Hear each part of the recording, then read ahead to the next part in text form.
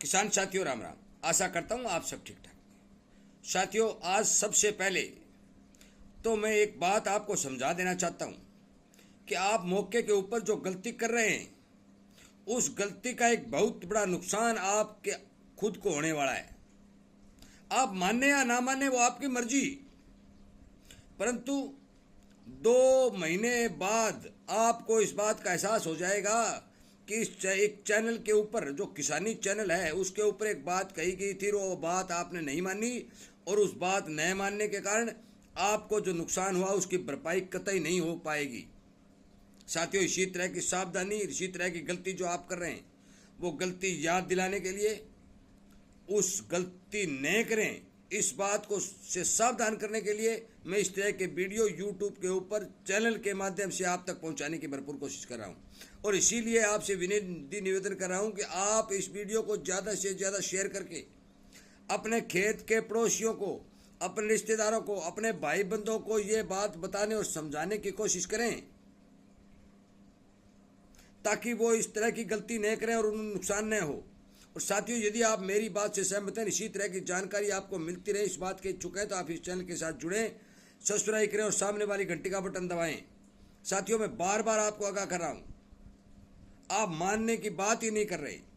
क्यों नहीं कर रहे हैं? क्योंकि मैंने आज हिसार और सिरसा के कुछ क्षेत्र का दौरा किया है और मैंने ये देखा है कि किसान के खेत के अंदर कहीं 2 फुट का नरमा है, कहीं 2.5 फुट का नरमा है, कहीं 1.5 फुट का नरमा है, कहीं 6 इंच का नरमा है।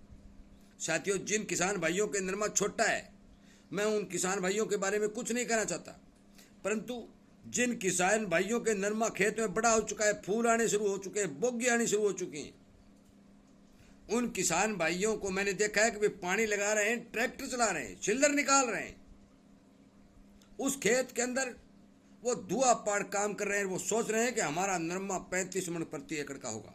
और जब वो किसान ट्रैक्टर के ऊपर चढ़ के उसका रेस दबाता है और जब नमी वाली जमीन के अंदर वो छिल्लर निकालता है तो उसका दिल खुश हो जाता है, उसको कुछ याद नहीं रहता।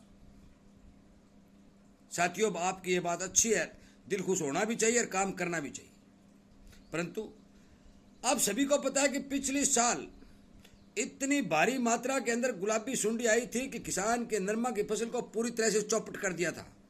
और जब आई थी उसके बाद में अनेक किसानों ने हजारों प्रकार के स्प्रे किए, परंतु कोई रिजल्ट नहीं। हनुमानगढ़ एरिया में अभी कल ही एक मेरे पास वीडियो आया था कि एक किसान ने 8 बीघा के अंदर हैरो मार दी, हैरो चला दी, क्योंकि उस खेत के अंदर गुलाबी सुंडी ने अपना पैर जमा लिया था। और यदि एक बार गुलाबी सुंडी ने पैर जमा लिया तो आप बेशक उस नरमा में हैरो मार दें, वो सुंडी नहीं मरेगी, वो सुंडी उस खेत से नहीं जाएगी। मैं आपको यह सावधान आश्वस्त और गारंटी देता हूं कि कोई किसान एक बार सुंडी को पनपने के बाद यदि खत्म कर दे तो मुझे बोल देना कि मेरे खेत के अंदर इतनी सुंडी थी, मैंने खत्म कर दी। कोई जहर नहीं मार सकता, परंतु इसका कंट्रोल किया जा सकता है, इसको काबू किया जा सकता है ताकि किसान की फसल इस गुलाबी सुंडी के प्रकोप से बची रहे। इस बात को किसान यदि नहीं समझेगा तो किसान के सिर में वो मार पड़ेगी कि पिछले साल भी ज्यादा, अब की बार आपका नरमा कोई चुगाई करने वाला भी नहीं चुगेगा।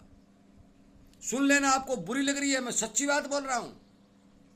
यदि आपने समय रहते गुलाबी सुंडी पर काबू नहीं पाया, कंट्रोल नहीं किया और नरमा की हाइट पूरी बढ़ गई, गुलाबी सुंडी का प्रकोप खेत के अंदर पैदा हो गया, तो कोई भी जहर डाले या न डाले रिजल्ट 0 आएगा। साथियों, कुछ भाई जो नहीं जानते वो ये कहते हैं गुलाबी सुंडी होती क्या है। गुलाबी सुंडी किसान की मौत का नाम है। किसान 1 एकड़ के ऊपर 40-45 हजार रुपए खर्च करके जो नरमा की फसल तैयार करता है, उस नरमा को खत्म करने वाले दुश्मन का नाम गुलाबी सुंडी है। गुलाबी सुंडी की फिड़कली जो है वो फूल के अंदर अंडा देती है और वो उसकी लट बन के उस टिंडे के अंदर घुस जाती है, टिंडे के ऊपर सुराख का मुंह बंद कर देती है और गोली पूरी खाने के बाद बाहर निकलती है। ये एक बहुत ही शातिर दुश्मन किसान का है। आप मान के चलो कि इस दुश्मन के ऊपर काबू पाना बहुत ही कठिन है, क्योंकि ये एक मोर्चे के अंदर पैदा होती है। इस बात को आप समझ क्यों नहीं रहे? मैंने देखा है कि बहुत किसी भी किसान के खेत में मुझे एक भी फॉर्मेट ट्रैप दिखाई नहीं दिया जो इस बात को बता सके कि गुलाबी सुंडी आपके खेत में आ गई है। आपके गुलाबी सुंडी का प्रकोप जब 60% बढ़ जाएगा तब आपको पता चलेगा कि आपके खेत में गुलाबी सुंडी आई है। बिना फोरमैन ट्रैप के आप गुलाबी सुंडी की पहचान करना बहुत ही कठिन है, क्योंकि फूल के अंदर अंडे देगी, फूल 2-3 दिन में रंग बदलेगा, अंडे में टिंडे का रूप धारण करेगा और बंद हो। जब आप टिंडा पूरा होने के बाद फोड़ेंगे तब आपको पता चलेगा ओहो इसमें तो गुलाबी सुंडी है। लाखों लाखों टिंडे फूल खेत में लगेंगे, किस किस फूल को फोड़ेंगे? तो इससे अच्छा क्यों ना आपके खेत में फोरमैन ट्रैप लगा दिए जाएं, जो एक सिर्फ 70 रुपए का खर्चा है, 1 एकड़ में 2 ही तो लगते हैं, जो फिड़कली पकड़ने के काम आएंगे और आपको ये बताएंगे कि आपके खेत के अंदर गुलाबी सुंडी का प्रकोप शुरू हो चुका है। तो आप उसके अंदर जो स्प्रे मैं बता रहा हूं, आप जहर की करिए, मैं नहीं रोक रहा आपसे, जहर खरीदिए, डालिए, करिए जो कुछ करना है, परंतु जो मैं स्प्रे आपको बता रहा हूं वो 3 स्प्रे निकाल दीजिए और उन 3 स्प्रे का खर्च केवल 500 रुपए। मैं बार बार आपको आगाह कर रहा हूं कि आप अपने घर के ऊपर यदि तैयार करते हो तो 1 रुपया भी नहीं लगता, परंतु फिर भी आप से निवेदन करता हूं कि ये 3 स्प्रे यदि बाजार से खरीद कर भी करेंगे तो आपको अच्छा बेनिफिट मिलेगा। सुन लीजिए, पहला फोरमैन ट्रैप लगाइए, फिड़कली का प्रकोप दिखाई देते ही नीम ऑयल हो, चाहे नीम के पत्तों को उबाल करके उसके पानी की स्प्रे करनी हो, चाहे पुरानी छाछ की स्प्रे करनी हो, चाहे तुम्बे के अरक की स्प्रे करनी हो, ये सब आपके घर के अंदर है। और उसके अंदर आप रीठा भी मिला सकते हैं। बाजार से रीठा खरीदिए, उसका छिलका निकालिए, गुठली को अलग दूर फेंक दीजिए, छिलके को उबालिए और 100 लीटर पानी के अंदर 1 किलो रीठा मिला करके अपने खेत के अंदर स्प्रे कर दीजिए। साथ में जहर डाल दिए, कौन रोक रहा है आपको? डालिए, आपके पास पैसे हैं, डालते रहिए। परंतु ये बात ध्यान रखिए कि ये जो स्प्रे हैं ये गुलाबी सुंडी को कंट्रोल करने के काम आएंगी। फोरमैन ट्रैप लगाएंगे तो गुलाबी सुंडी को कंट्रोल करने के लिए काम आएगा। आपके खेत की निगरानी करने के लिए फोरमैन ट्रैप सबसे बड़ा चौकीदार और पहरेदार है साथियों। वो पुराने वाली खेती चली गई, आपने बिजाई कर दी, घर आगे सो गए, खेत तैयार हो गया और कटाई कर ली, नहीं। अब 1-1 मिनट 1-1 पौधे की रखवाली करेंगे तब पैदा होगी खेती। मेहनत करेंगे, गौर करेंगे, ध्यान करेंगे तब पैदा होगी खेती।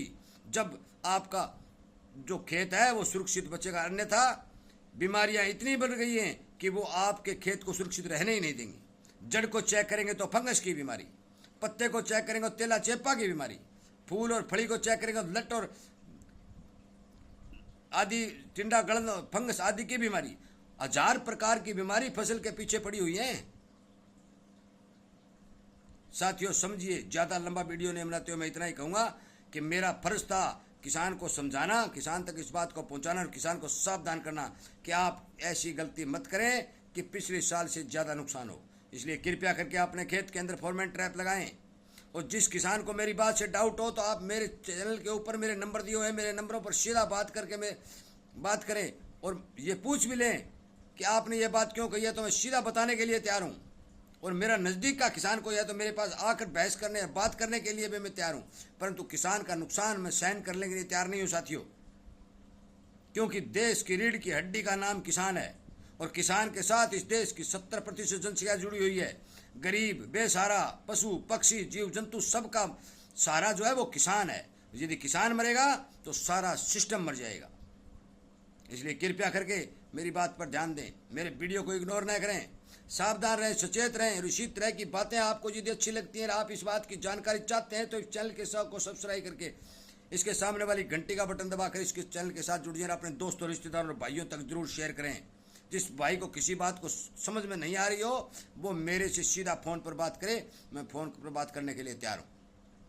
साथियों, मेरा फर्ज आपको सावधान करना है, काम करना आपका फर्ज है। मैं इस भारत देश की सारी धरती पर जाके काम नहीं कर सकता। इसलिए कृपया करके ध्यान दें, गफलत न करें, गलती न करें, अपने फसल को सुरक्षित रखें। वीडियो सुनने के लिए, चैनल को प्यार देने के लिए, चैनल के साथ जुड़ने और लाइक करने के लिए आपका बहुत बहुत धन्यवाद।